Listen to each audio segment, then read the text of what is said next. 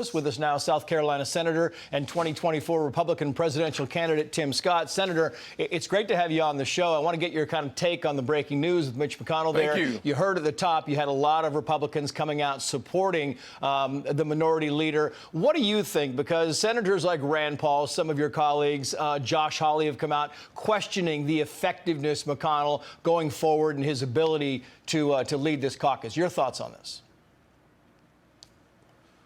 Well, in this hour, we'll have an opportunity to hear from Leader McConnell as it relates to his health and what his doctor says about his health. It's really important for us to have someone in that position who can do the job and do it effectively. Our nation could be looking at a red wave if I'm the presidential nominee for our party. We would expand the majority in the House. We would actually win back the majority in the Senate. So making sure that we're ready to go to work on day one of my agenda will be really helpful. It's interesting because we talk a lot about age. It's one of the big topics. And, of course, President Biden's age, many people, 70%, believe that he is too old to be the president again. And then the vice president said this about the president's age and whether she could step in. Watch. Every vice president understands that when they take the oath, that they must be very clear about the responsibility they may have to take over the job of being president. I am no different. Which could be a bit of a nightmare, Senator, for Democrats because her approval rating is roughly an anemic 32%. Well, Nightmare on Elm Street was a movie, but a nightmare in America would be Kamala Harris as president of the United States. One of the reasons why I am the best candidate to defeat Joe Biden is because the truth of my life disproves the lies of the radical left. I can't think of anything worse than Joe Biden and Kamala Harris winning another 4 years, except perhaps Kamala Harris winning 4 new years.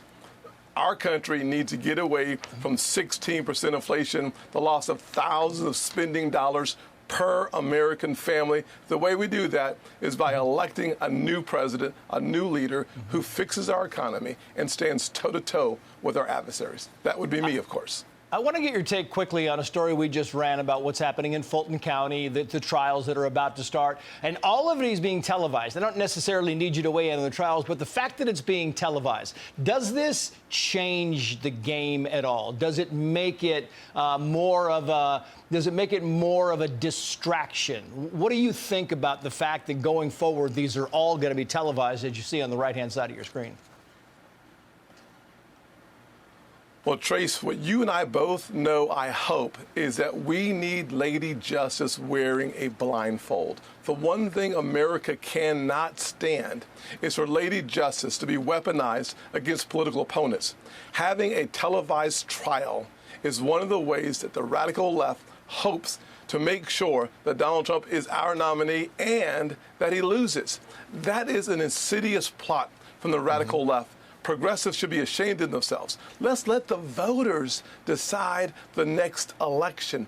That's the American way. It is unacceptable and un-American to weaponize the DOJ against political opponents. And frankly, I know we're talking about Georgia's justice system and not just the DOJ, but there does seem to be a coordination between the state and the federal, or the local DA and the federal Department of Justice. Speaking of voters and elections, the next debate, the GOP primary debate, sir, is coming up in a few weeks. The last debate, I want to put this on the screen because this is the time that each of the candidates had to speak. And you can see there, you're down at 1, 2, 3, 4, 5, 6 at 8 minutes, 15 seconds. You know, if it was a sport, you'd be saying, you know, he didn't get the reps that he needed. You didn't get the reps during the debate. What's the strategy going forward, Senator, for you to get more speaking time, for you to get your name out there more often?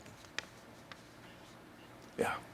Great question. Substance will drive my debate performance. I will provide the American people with an adult in the room. What we cannot abide by is a food fight where the two biggest winners are Joe Biden's campaign and national media that loves to see Republicans fighting with Republicans. The road to socialism runs right through a divided Republican Party. I will increase my time by allowing the contrast between the candidates on the stage to manifest, and then keep talking about why I know America can do for anyone what she's done for me. We have to restore hope, create opportunities, and protect America. That starts with backing the blue and closing our southern border.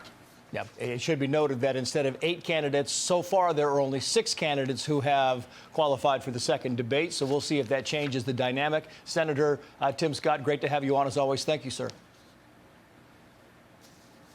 Thank you, Trace.